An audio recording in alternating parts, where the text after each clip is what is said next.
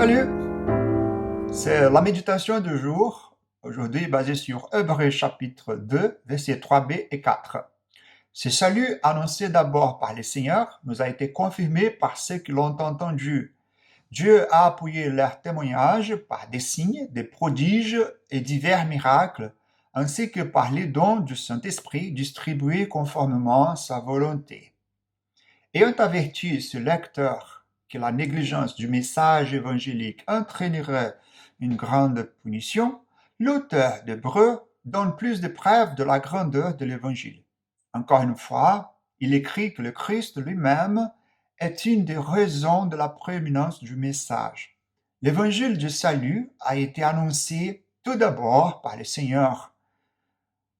L'auteur fait ici un subtil contraste avec la loi.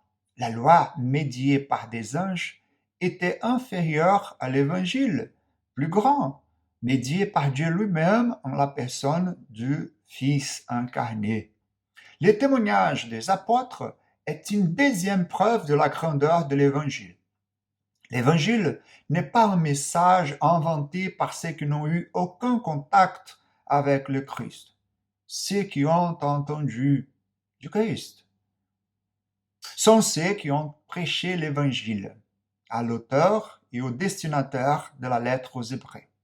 L'auteur et ce lecteur dépendent du témoignage des apôtres pour leur salut. Ils n'étaient pas des disciples de première main du Christ quand il exerçait son ministère sur la terre. Le témoignage des apôtres est digne de confiance car il s'agit d'un témoignage de première main de ceux qui ont entendu le Christ.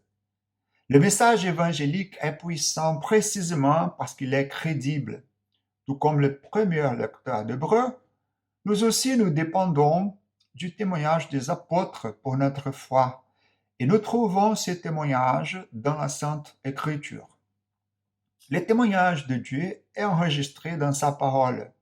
Il est ferme et sûr et se tient assuré sur le caractère immuable et digne de confiance de Dieu, qui dans sa grâce nous a avertis de ne pas négliger notre salut.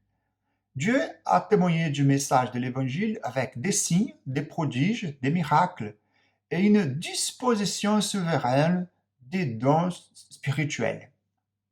John Owen nous dit dans son commentaire que les signes sont des actes miraculeux accomplis pour signifier la présence de Dieu dans les actions puissantes.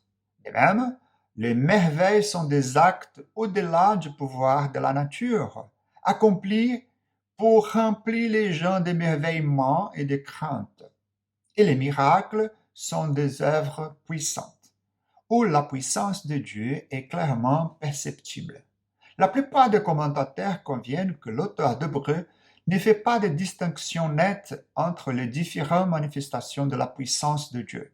Il utilise plutôt ces trois termes différents pour souligner la nature et la conception des événements surnaturels.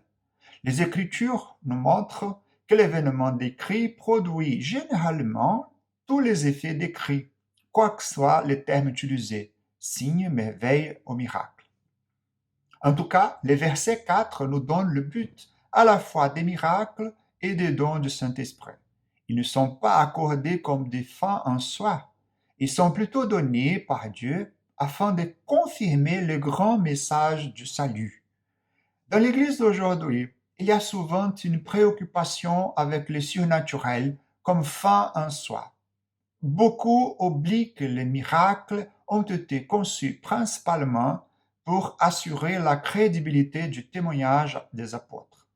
Demandez-vous si vous risquez de rechercher le surnaturel d'une manière qui ne concerne pas la fiabilité des Écritures.